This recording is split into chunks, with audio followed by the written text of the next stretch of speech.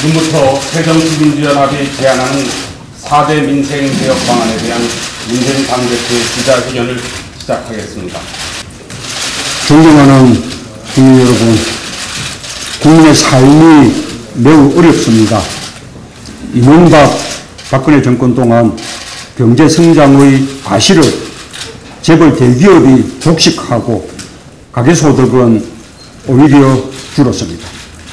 그 때문에 소비가 안 되고 내수가 침체하여 성장을 가로막는 악순환이 매년 반복되고 있습니다. 침체된 내수 경기를 살리려면 민생부터 살려야 하는데 정부가 내놓은 4대 개혁은 우선순위도 틀렸고 옳은 내용도 아닙니다. 제대로 된 민생 경제 대책이 못 됩니다.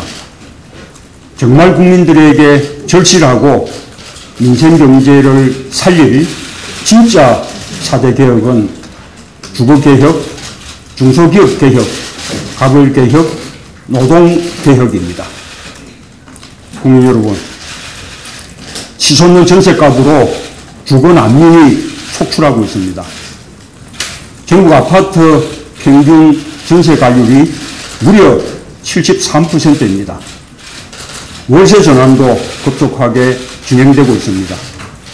은행 금리보다 훨씬 높은 월세는 세입자들에게 큰 고통입니다. 전월세 대란의 원인은 보편적 주거복지를 공약했던 박근혜 정부의 공약 파기 때문입니다. 게다가 그동안 정부가 발표한 주거대책에 850만 무주택 가구를 위한 대책은 없었습니다. 전세 수요를 매매 수요로 전환시키는 것이 대안이라며 빚내서 집 사라는 엉뚱한 대책을 내놓았을 뿐입니다. 그러나 매매 활성화 정책은 가계부채를 급속하게 악화시키는 한편 전월세 가격을 천정부지로 치솟게 만드는 부작용을 낳았습니다. 전월세 피크제로 서민의 주거 안정을 이뤄내는 것보다 더 절실한 민생 대책은 없습니다. 피크제가 필요한 것은 임금이 아니라 전월세 가격입니다. 전월세 피크제로 주거 부담을 해소해야 합니다. 외국에서는 이미 하고 있는 제도입니다. 새누리당이 민생을 말한다면 우리 당이 발의해서 오랫동안 논의해온 전월세 상한제와 임대차 계약갱신 청구권 법안을 더 이상 발목 잡지 말고 이번 정기국회에서 반드시 통과시켜야 합니다. 지자체별로 적정 임대료를 산정하는 표준 임대료 제도의 도입을 합의해야 합니다. 또한 월세 전환율을 기준금리 더하기 3%로 억제하여 전세와 월세 간의 형평을 유지할 수 있도록 법제화하는 방안에 대해서도 협력해 주기 바랍니다. 공익성을 가진 임대주택의 공급도 늘리겠습니다. 전월세 문제 해결을 위해서는 공공임대주택의 공급이 늘어나야 합니다. 현재 공공임대주택은 전체 재고 주택 대비 5.5%에 불과합니다. 평균 11% 수준까지 올려야 합니다. 이것은 박근혜 대통령의 공약이기도 합니다. 그 목표 실현을 위한 연차 계획을 세우고 이에 필요한 예산을 반영해야 합니다. 공공임대주택의 공급 확대를 위해 정부와 지자체 간의 협의도 법제화할 필요가 있습니다. 국민 여러분, 성장도 일자리도 소득 증대도 이제 중소기업입니다. 전체 기업의 99%인 중소기업이 고용의 88%를 차지하고 있습니다. 중소기업이 일자리의 중심이고 가계소득의 중심입니다. 중소기업에서 중견기업으로, 중견기업에서 대기업으로 성장할 수 있는 공생의 산업 생태계와 성장 사다리가 무너졌습니다. 중소기업을 우리 경제의 중심에 놓는 개혁 없이는 지속 가능한 성장도 민생도 불가능합니다. 첫째, 중소기업, 중소상인의 업종을 지키겠습니다. 재벌 대기업의 무차별 사업 확장을 막겠습니다. 현행 중소기업 적합업종제도는 실효성에 한계가 많습니다. 우리 당이 이미 발의한 중소기업, 중소상인 적합업종 특별법과 대중소기업 상생협력 추진법 개정안을 이번 정기국회에서 통과시켜 중소기업 적합업종제도를 실효성 있게 법제화합시다. 둘째, 중소상인의 골목상권을 지키겠습니다. 재벌 대기업의 복합 쇼핑몰로 인한 영세상인들의 피해를 더 이상 방치할 수 없습니다. 상업지역 내에는 10,000제곱미터를 초과하는 대규모 점포를 건축할 수 없도록 제도화하겠습니다. 시도지사가 필요하다고 인정할 경우에만 제한적으로 허용하되 지역 상인과 지방의회의 동의를 받도록 하겠습니다. 셋째, 중소기업의 해외 직판을 돕겠습니다. 중소기업진흥공단에 해외 직판 지원 센터를 설치하여 중소기업 해외 직판을 종합적으로 지원토록 하겠습니다. 해외 직판을 하는 중소기업에 대한 조세 감면, 자금 및 인력 지원을 하겠습니다. 해외 직판 관련 분쟁을 신속히 조정하기 위해 중소기업 청장 소속의 해외 직판 분쟁조정위원회를 설치하겠습니다. 이를 위해 우리 당에서 발의한 중소기업의 해외 직접 판매 지원을 위한 법률 등을 이번 정기국회에서 처리하겠습니다. 넷째, 중소기업의 기술을 지키겠습니다. 기술을 뺏는 것은 기업의 목숨을 뺏는 것과 마찬가지입니다. 현행 하도급 법에 대기업이 하도급 업체의 기술을 유용할 경우 피해액의 최대 3배를 배상하도록 되어 있지만 대기업이 원가와 기술 공개를 요구하는 불합리한 관행은 여전합니다. 대기업과 중소기업 간의 원화청 거래에선 원가 구조와 기술에 대한 공개 요구를 원칙적으로 금하겠습니다. 기술 유출에 따른 손해배상액도 5배로 강화하겠습니다. 징벌적 손해배상 적용 범위를 대폭 확대해 대기업의 중소기업에 대한 횡포를 근절하겠습니다. 다섯째, 중소기업 간 협력을 지원하겠습니다. 작은 기업들도 모이면 세계적 기업이 될 수 있습니다. 이탈리아의 네트워크 계약법처럼 중소기업들이 서로 협력해 국내외 시장을 함께 개척할 수 있도록 제도적 지원 방안을 마련하겠습니다. 국민 여러분, 어려운 눈물이 멈추지 않고 있습니다. 2013년 한 우유업체의 소위 갑질은 많은 사람들에게 커다란 충격을 안겨주었습니다. 우리 사회 전체가 안고 있는 고질적인 병이었습니다. 공정한 갑을 관계로 어려운 눈물을 닦아드리겠습니다. 첫째, 어려운 힘을 강화하겠습니다. 중소기업, 소상공인 단체들의 집단 교섭권을 강화해 납품 단가 협의, 원가 산정, 납품 물량 조정 등 대중소기업 상생이 필요한 부분에 대해서는 대등한 교섭을 할 수 있도록 제도화하겠습니다. 이를 위해 공정거래법을 개정하겠습니다.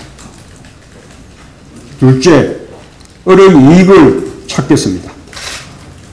대기업의 이익 뒤에는 많은 협력사들의 희생이 있습니다. 이익을 나누어 동반 성장해야 합니다.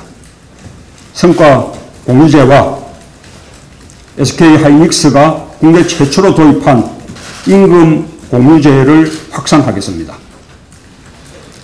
대기업 이익을 주주와 임직원뿐 아니라 협력기업까지 공유할 수 있도록 초과이익 공유제 도입을 적극 추진하겠습니다. 최저임금 기준 변경과 연동해서 하도급 대금의 조정을 청구할 수 있도록 법제화하겠습니다. 셋째, 6가지 대표적인 갑질 6갑을 건절하겠습니다. 1. 대리점 업계의 밀어내기 판매 강요행위. 2. 가맹점 업계의 고가 인테리어 강요행위. 3. 제조하도급에서 부당한 원가 산정 요구와 납품 단가 후려치기. 4. 건설하도급에서 추가 공사비 미정산 행위. 5. 대형 유통점 납품업체에 대한 부당 반품 행위. 6. 기술 설명회 등을 빙자한 기술 편취와 탈취 행위 등 6대 갑질을 건절하겠습니다.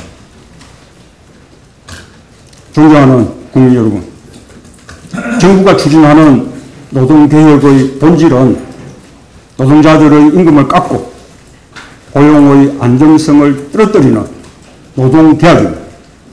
우리나라는 이미 세계에서 가장 심한 소득 불평등이 성장을 저해하고 사회 통합을 막고 있습니다. 박근혜 정부의 노동시장 구조개혁은 소득 불평등을 더 심화시키는 처방입니다.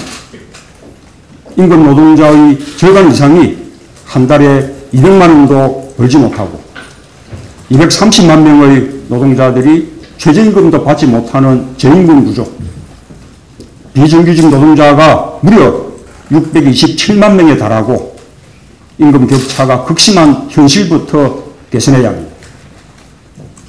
국민이 바라는 노동개혁은 노동시장의 양극화와 극심한 소득 불평등을 해소하는 노동개혁, 비정규직의 차별을 해소하고 고용 안정성을 높이는 노동개혁, 노동시간 단축을 통해 일자리를 창출하는 노동개혁입니다. 사회적 대타협이 절실한 것은 노동시간 단축을 통한 일자리 나누기입니다.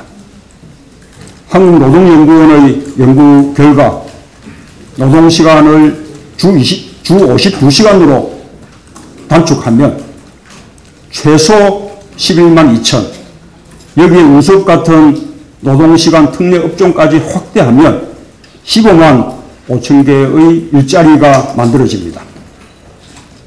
주말을 포함하여 일주일에 52시간의 근로 원칙을 분명히 하는 근로기준법 개정을 더 이상 미뤄서는 안 됩니다. 노동시간 단축은 일하는 사람들의 삶의 질 향상을 위해서도 필요합니다. 야근 없는 삶, 칼퇴근하는 삶으로 저녁에 있는 삶을 실현해야 합니다. 비정규직의 차별 해소도 시급한 과제입니다. 인턴이나 임시직 같은 나쁜 일자리가 아니라 정규직의 좋은 일자리를 늘려야 합니다. 올해부터 공공기관은 청년 고용 촉진 특별법에 따라 정원의 3%를 청년으로 채용하는 청년 고용 할당제가 의무화되었으나 넷 중 하나꼴로 지키지 않고 있는 실정입니다. 학교 비정규직 등 상시적 지속 업무의 정규직 전환 또한 박근혜 대통령의 대선 공약이었으나 제대로 이행되지 않고 있습니다. 청년 일자리 확대와 고용 안정에 정부부터 책임을 다해야 합니다. 재벌 대기업도 사회적 책임과 역할을 다해야 합니다. 사내 유보금을 청년 고용에 투자해 일자리를 늘려야 합니다. 인턴의 정규직 전환 등 비정규직 노동자의 정규직화에 투입해야 합니다. 이를 위해 청년 채용 할당제를 민간 대기업에도 확대 적용해 300명 이상의 대기업인 경우에는 전체 고용자 가운데 3% 이상을 청년들로 채우도록 의무화해야 합니다. 우리 당이 내놓은 사내유보금 과세 법안은 사내유보금을 청년 일자리 만들기에 사용하도록 유도하는 좋은 방안이 될 것입니다. 청년들에 대한 안전망도 확충해야 합니다. 고용보험법 개정으로 청년 구직 촉진 수당을 신설하여 일정 기간 취업준비생들의 기본적인 생활 수준을 보장해야 합니다. 청년 구직 촉진 수당은 활발한 구직 노력을 전제로 일정 기간 동안 구직 활동과 직업 훈련에 전념할 수 있게 하는 제도입니다. 또한 취업에 소요되는 학원비나 교재비 등 취업 준비 자금을 대학생 학자금 대출처럼 대출해주고 취업이 되면 상환하도록 하는 제도도 강구하면 좋을 것입니다. 노동개혁은 노동자들의 일방적인 양보와 희생이 아니라 청년 일자리 창출과 국민의 삶의 질 개선, 지속가능한 경제발전을 위한 노사정, 경제주체 모두의 사회적 연대가 되어야 할 것입니다. 존경하는 국민 여러분, 정부의 4대 개혁안은 민생경제를 살리는 대책이 아닙니다. 이명박, 박근혜 정부의 경제 실패를 그대로 되풀이하는 것입니다. 우리 당의 4대 개혁안은 이번 정기국회 또는 19대 국회 남은 임기 동안 반드시 해결할 중점 과제 중 4대 개혁에 해당하는 내용을 우선 지향하는 것입니다. 정부의 정책 전환과 여당의 협력을 촉구합니다. 지난번 발표한 청년 경제와 오늘 우리 당 4대 개혁에 대한 우리 당의 제안에 동의하고 협조한다면 정부 여당과 함께 국민이 바라는 민생경제 살리기를 합의할 수 있을 것입니다. 저와 우리 당은 경제 민생 현안 해결을 위해 정기국회와 19대 국회 남은 임기 동안 관련한 입법과 예산에 집중하고 정부 여당과의 협조를 이끌어내겠습니다. 감사합니다. 오늘 기자회견 내용과 관련해서 질문이 있으면 해주시기 바랍니다. 질문은 오늘 기자회견 내용에 한정해서 해주시기 바랍니다.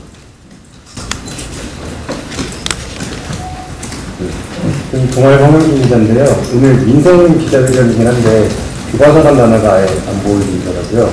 앞으로 교과서 투쟁은 그 비중을 줄이고 가짜 민생 대 진짜 민생 이런 식으로 가겠다는 말씀. 예, 우리가 여러 번 말씀드렸죠. 우리가 국정교과서 재지 투쟁 그리고 또 경제 민생 살리기 우리가 투 트랙으로 병행해 나가겠다 이런 말씀을 드렸습니다. 예, 국민일보 우진욱 기자입니다.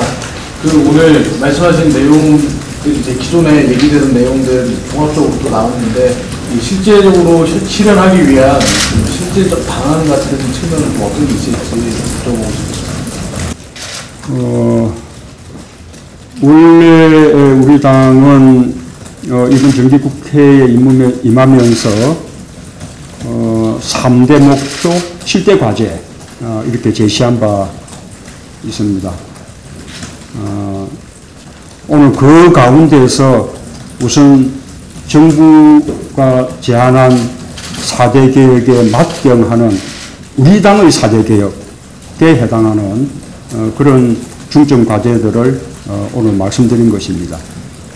이미 법안들이 제출이 돼서 오랫동안 국회에서 논의를 해왔던 그런 방안들도 있고 또 새로운 방안들도 있습니다. 이 문제에 대해서 우리가 이번 정기국회의 중점 과제로 삶으로써 이렇게 새누리당과의 합의, 협조를 우리가 견인해 내겠습니다. 그리고 더해서 언론에서도 그리고 국민들께서도 과연 어느 4대 개혁이 옳은 방향이며 국민들에게 절실한 것인가 함께 살펴봐 주시기를 당부드립니다. 더 질문이 없으시면 이상으로 기자회견을 모두 마치겠습니다. 언론 여러분 고맙습니다. 네, 감사합니다.